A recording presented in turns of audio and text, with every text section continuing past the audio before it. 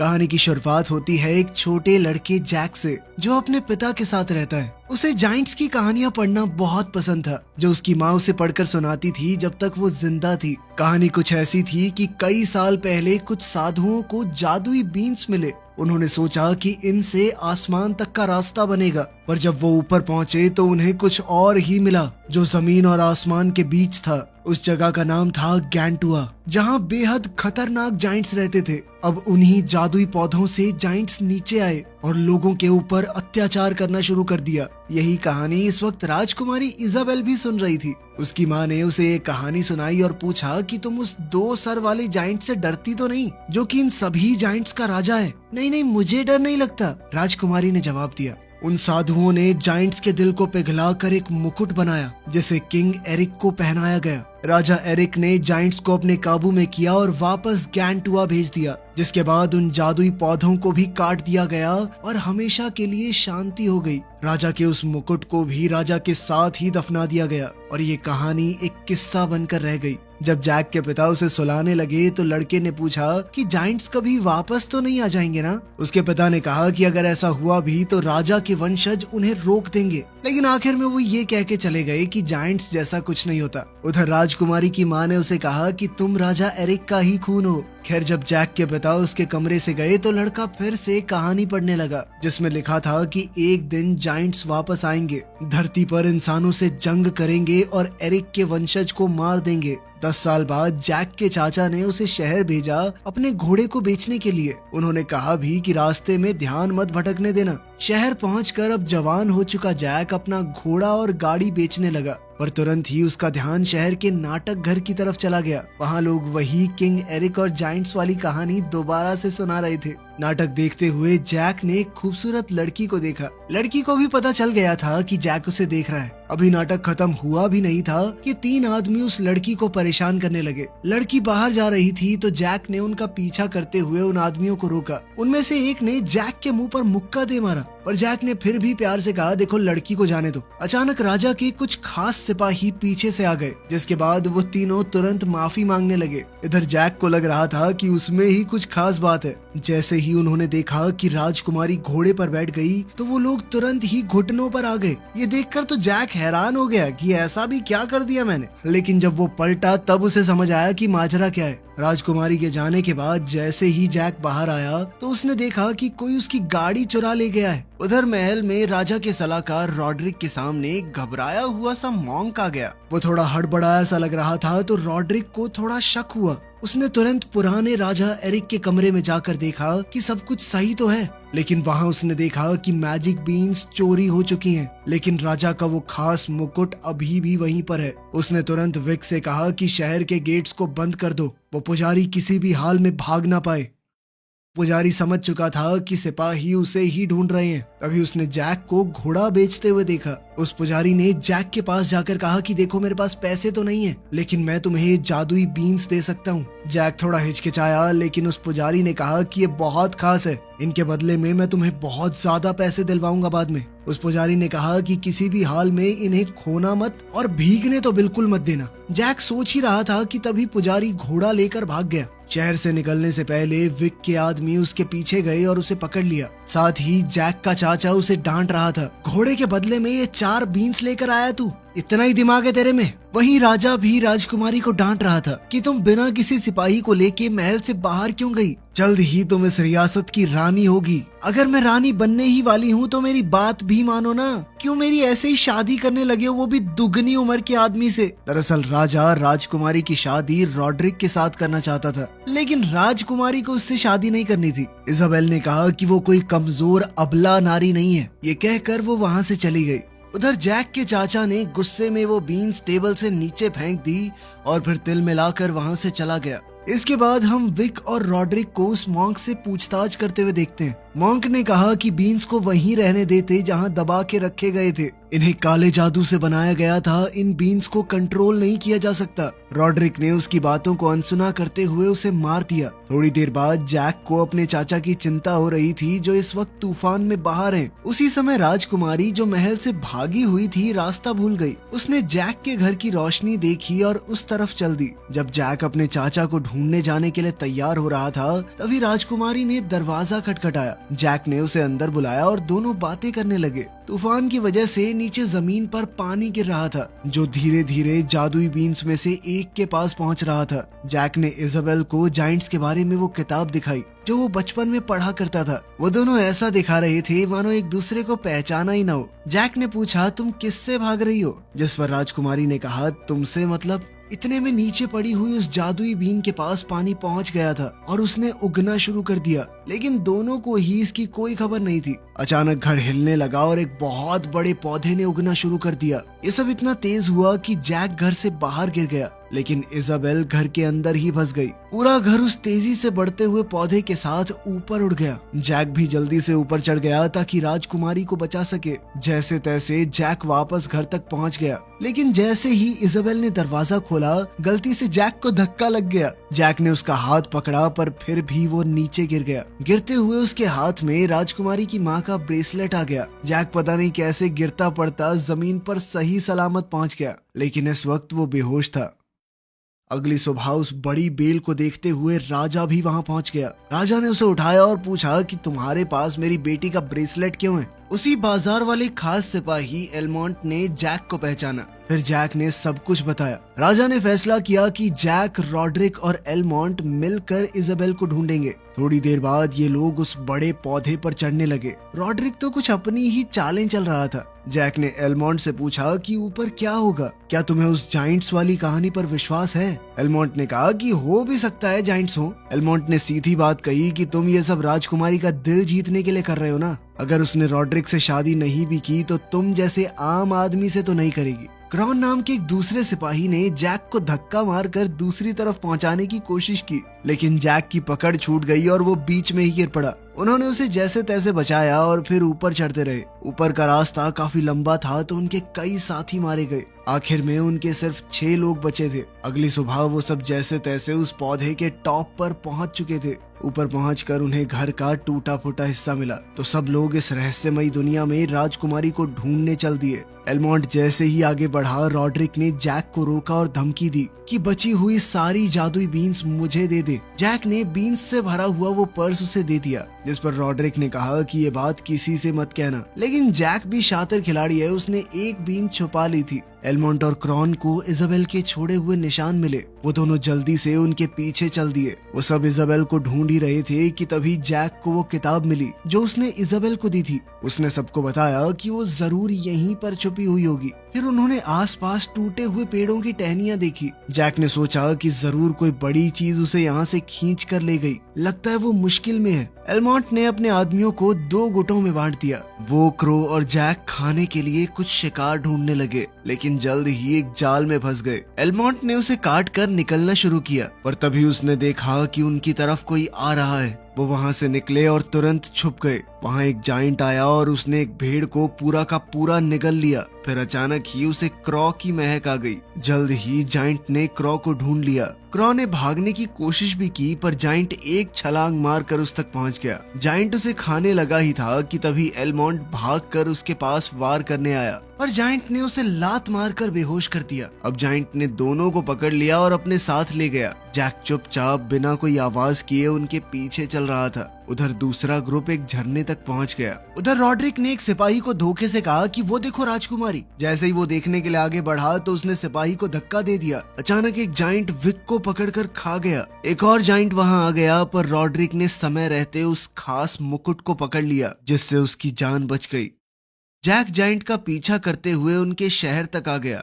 तभी हमने देखा कि इजाबेल को एक जाइंट ने कैद करके रखा हुआ था, जो उससे पूछ रहा था कि वो यहाँ तक कैसे आई। लड़की ने कोई जवाब नहीं दिया। जाइंट ने दोबारा पूछा कि कोई और भी आ रहा है क्या? जिस पर इजाबेल ने कहा कि मैं अकेली हूँ। लेकिन 2 सर वाला वो जाइंट जनरल फैलन जानता है कि इजाबेल किंग एरिक की वंशज है। उसने अपने लोगों को दिखाया कि इंसान वापस आ गए हैं। तभी दूसरा जाइंट क्रॉ और एलमोंट को भी वहाँ ले आया। जाइंट्स के नेता ने उनसे सवाल किए। क्रॉ कोई जवाब ना देते हुए उनका मजाक उड़ाने लगा, तो एक जाइंट ने एक ही झटके में क्रॉ को खा लिया। जैक ने शोर सुना पर 2 जाइंट्स से बचकर चुपचाप वहाँ पहुँच गया। जनरल फैलन ने एलमोंट को धमकाया कि वो इजाबेल को खा जाएगा अगर उसने जवाब नहीं दिया तो। एक और जाइंट के साथ वो लड़ने लगा कि आखिर किसको इसे खाने का हक है। तभी रॉड्रिक वहाँ मुकुट पहन कर आया। सभी जाइंट्स घुटनों पर गिर गए, यहाँ तक कि जनरल भी। एलमोंट खुश हुआ कि रॉड्रिक आ गया, पर रॉड्रिक तो सीधा सिंहासन पर बैठ गया। इजाबेल और एलमोंट दोनों हैरान हुए जब रॉड्रिक ने जाइंट से कहा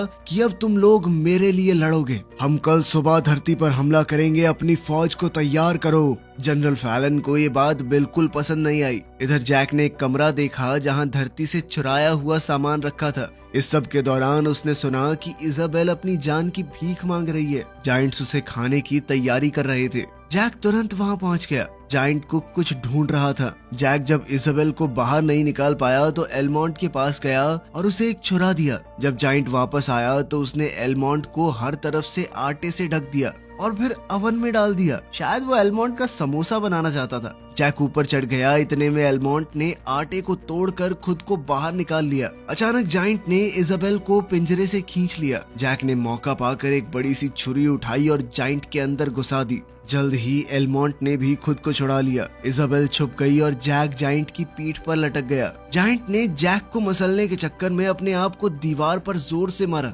लेकिन वो बेवकूफ खुद ही मर गया। एलमोंट ये देखकर हैरान हो गया कि जैक ने इतने बड़े जाइंट को मार गिराया। तभी जैक ने कहा कि मुझे एक रास्ता पता है, जल्दी चलो मेरे साथ। नीचे राजा ने अपने जनरल से पूछा कि क्या इस जादुई पौधे को काट देना चाहिए, जिस पर जनरल ने सलाह दी कि थोड़ा और इंतजार कर लेते हैं, वरना जो हमारे लोग ऊपर गए हैं वो भी वापस नहीं आ पाएंगे। जल्द ही जैक, एलमोंट और राजकुमारी नदी के किनारे आ गए, जहां उन्हें एक सोया हुआ जाइंट मिला। जैक ने सोचा कि मधुमक्खी के छत्ते की मदद से इसे जगा देते हैं, फिर ये भाग जाएगा, हमारे ऊपर ध्यान नहीं देगा। दोनों आदमी सोए हुए जाइंट के पास गए, छत्ता उसके मास्क में रखा और भागकर छुप गए। कुछ ही पलों में जाइंट हड़बड़ाकर जाग गया। उसका बैलेंस बिगड़ा और वो चट्टान से नीचे गिर गया। एक और मुसीबत से बच जाने की खुशी में इजाबेल और जैक गले मिले, लेकिन एलमोंट को ये पसंद नहीं आया। किनारे की तरफ चलते हुए एलमोंट ने कहा कि मुझे यहीं रुकना होगा ताकि रॉड्रिक के ऊपर नजर रखी जा सके। उसने जैक से कहा कि राजकुमारी को घर ले जाओ, अब तुम ही उसके रखवाले हो। इजाबेल ने एलमोंट को अलविदा कहा और दोनों वहां से चल दिए। इतने में वो बड़ा सा जाइंट जादुई पौधे के पास जा गिरा। राजा ने उसे देखा और अपने जनरल से कहा कि मेरी बेटी पूरी रियासत से ज्यादा जरूरी नहीं है, सब लोगों की जान खतरे में आ जाएगी, काट डालो इसे। जनरल अभी भी चाहता था कि राजकुमारी के आने का इंतजार किया जाए, तो राजा ने तलवार उठाई और खुद ही काटने लगा। वो जोर जोर से अपनी बेटी से माफी मांग रहा था। राजा के इरादे को देखकर जनरल ने अपने आदमियों को कहा कि जल्दी से इसे काट डालो। उसी समय जैक और इजाबेल उस पौधे से नीचे उतर रहे थे। उन्होंने अपना शहर देखा और वो काफी करीब आ गए। फिर सोचने लगे कि नीचे वाले लोग क्या कर रहे होंगे। उस करिश्माई पौधे को काटने का काम बहुत तेजी से चल रहा था। इसी बीच गैंटुआ में एलमोंट किनारे पर रॉड्रिक का इंतजार कर रहा था। उसकी नींद तब खुली जब जाइंट्स की सेना पास आई। रॉड्रिक आया और किनारे की तरफ गया। तब अचानक एलमोंट ने उस पर हमला किया और उसके बचे हुए बीन्स गिर गए। अब उन दोनों के बीच जबरदस्त लड़ाई छिड़ गई। रॉड्रिक ने जाइंट से मदद मांगी तो जनरल फैलन ने अपने आदमियों से कहा कि उसे बाहर निकालो। रॉड्रिक और एलमोंट की इस लड़ाई में रॉड्रिक जीत रहा था, लेकिन तभी एलमोंट ने उसकी तलवार पकड़कर उसे घायल कर दिया। रॉड्रिक ने मौका देखकर एलमोंट को किनारे से धकेल दिया, लेकिन एलमोंट ने अपनी छुरी उठाकर उसे मार डाला। जाइंट्स ने पत्थर तोड़कर सुराख बनाया, पर वो रॉड्रिक तक समय रहते पहुंच नहीं पाए और रॉड्रिक मारा गया। लेकिन अब उन्हें ताज मिल गया था। जनरल फैलन ने उसे अपनी उंगली में पहन लिया और जाइंट्स का राजा बन गया। नीचे उस जादुई पौधे के पास आदमियों ने एक हिस्सा काट दिया। नीचे का हिस्सा कटते ही पौधा अजीबोगरीब तरीके से हिलने लगा। ऊपर इजाबेल और जैक ने भी ये महसूस किया। अब वो पौधा तेजी से नीचे गिर रहा था तो जैक ने इजाबेल से कहा कि मुझे जोर से पकड़ कर रखो। उधर एलमोंट भी स्टॉक पर चढ़ गया उसके टूटने से पहले। इस वक्त जनरल फैलन उसे देख रहा था। जैक और इजाबेल बड़ी तेजी से नीचे उतर रहे थे। जैक ने पौधे के एक हिस्से का रस्सी की तरह इस्तेमाल किया और दोनों उसे पकड़कर वहां से झूल गए। उस पौधे का ऊपरी हिस्सा जो एलमोंट ने पकड़ा हुआ था वो राजमहल तक जाकर गिरा, लेकिन उसके जमीन पर फटाक से गिरने से पहले एलमोंट कूद गया। राजा इस बात से बहुत दुखी था, ये सोचकर कि शायद उसने अपनी बेटी को खो दिया। पर तभी अचानक जनरल इजाबेल के साथ वहां आया। इजाबेल ने अपने पिता को पूरी कहानी सुनाई कि ऊपर क्या क्या हुआ। राजा ने अपनी बेटी को बचाने के लिए जैक को एक इनाम दिया और कहा कि एक बाप होने के नाते मैं तुम्हारा एहसान कभी नहीं चुका पाऊंगा। अलविदा कहते हुए जैक ने भारी मन से इजाबेल को वो किताब दी ताकि वो अपने दिमाग के किसी कोने में उसे याद तो रख सके। और फिर जल्द ही राजकुमारी अपने पिता के साथ महल में चली गई। सबको लग रहा था कि अब तो बला टल गई, लेकिन उधर जनरल फैलन को रॉड्रिक के पास से वो जादुई बीन्स मिल गए। उसने उन्हें पानी में फेंक दिया और तुरंत एक और जादुई पौधा उगने लगा। जनरल फैलन ने अपने लोगों को तैयार किया क्योंकि बीन्स उनकी जमीन के बिल्कुल किनारे पर उग रहे थे। पौधे के पूरा उगने से पहले ही जाइंट्स उस पर चढ़ने लगे। आखिरकार जनरल भी ऊपर चढ़ गया। जमीन पर जैक ने अपना घोड़ा ढूंढा और जाइंट्स को नीचे आता देखा। फिर वो जल्दी से घोड़े पर सवार होकर राजा को खबर देने पहुंचा। कुछ ही पलों में जाइंट्स धरती पर पहुंच गए। जैक ने एक मॉन्क से कहा कि जल्दी से घंटियां बजाओ और फिर उसने राजा और इजाबेल के पास जाकर जाइंट्स के बारे में बताया। तभी उन्होंने कुछ जाइंट्स को अपने पीछे देख लिया। सब लोग शहर की तरफ भागने लगे। जनरल फैलन अब राजा के पीछे लग चुका था। एलमोंट ने सेना और शहर को तैयार किया। तीर कमान से लेकर गरम तेल तक सब कुछ तैयार किया गया। जाइंट्स अब जैक के बिल्कुल पीछे तक आ गए थे। एलमोंट उनके शहर में आने का इंतजार कर रहा था ताकि तेल को आग लगा सके।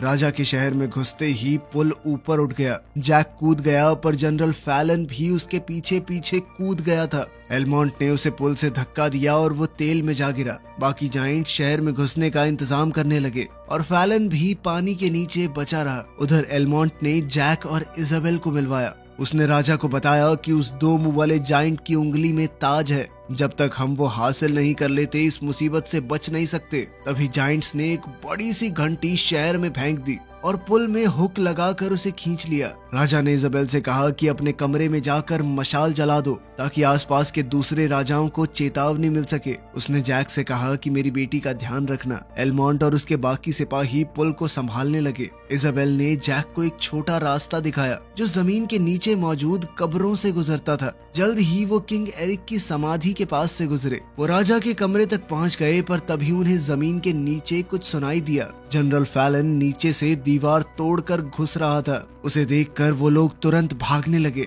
सेना जाइंट्स को रोकने की कोशिश करती रही पर जाइंट्स ने उनकी सेना को धूल चटा दी। अब जाइंट शहर के अंदर जलती हुई लकड़ियां फेंक रहे थे। सैनिक जाइंट्स के ऊपर भालों से वार कर रहे थे और कुछ समय तक लड़ाई में उन्हें फायदा भी मिला। पर जाइंट्स ने वापस हमला किया और उनके हथियार तोड़ दिए। फैलन को जल्द ही राजकुमारी की महक आ गई। इजाबेल और जैक राजा के कमरे में छुपे हुए थे। जनरल फैलन ने जल्द ही उन्हें वहां पर ढूंढ लिया और वो एक तंग सीढ़ी से भागने लगे। फैलन दीवार तोड़कर उनके पास पहुंच गया और इजाबेल को पकड़ लिया। जैक ने इजाबेल को बचाने की कोशिश की जबकि फैलन उसे मारने पर तुला हुआ था। अब वो जाइंट जैक को निगलने ही वाला था पर तभी जैक ने अपना बचा हुआ जादुई बीन निकाला और उसके मुंह में डाल दिया। अब वो जादुई बीन जाइंट के पेट में उगने लगी और उसे फाड़ते हुए बाहर निकल गई। इसी दौरान उस तेजी से बढ़ते पौधे ने महल को भी तोड़ दिया। जब जाइंट के टुकड़े जैक और इजाबेल के पास गिर रहे थे, उसका हाथ जिसमें ताज था जैक के पास आ गिरा। इसी बीच बाकी जाइंट्स ने ब्रिज को नीचे खींच लिया था तो इंसानों ने शहर के अंदर दरवाजे बंद कर दिए। सब लोग तैयार थे कि अब जाइंट्स पूरा दम लगाकर हमला करेंगे। अचानक उन्होंने देखा कि एक जादुई पौधा महल को तोड़ रहा है और अचानक ही जाइंट्स ने अपने हथियार गिरा दिए और इंसानों के सामने घुटने टेक दिए। पीछे से जैक ताज पहन कर आया और इजाबेल ने उसका हाथ पकड़ लिया। कुछ समय बाद जैक अपने बच्चों को कहानी का अंत सुना रहा था, जहां जाइंट्स को वापस उनकी जमीन पर भेज दिया गया और राजकुमारी ने एक गांव के लड़के से शादी कर ली। बच्चे ताज के बारे में पूछते हैं डरते हुए कि अगर जाइंट्स वापस आ गए तो, लेकिन जैक ने बताया कि वो ताज एक खास जगह पर सुरक्षित है। इतने में इजाबेल उनके पास आई और उनका ये प्यारा सा परिवार एक साथ रहने लगा। वीडियो पसंद आई तो लाइक कर देना, चैनल को सब्सक्राइब कर लेना। मिलते हैं अगली वीडियो में।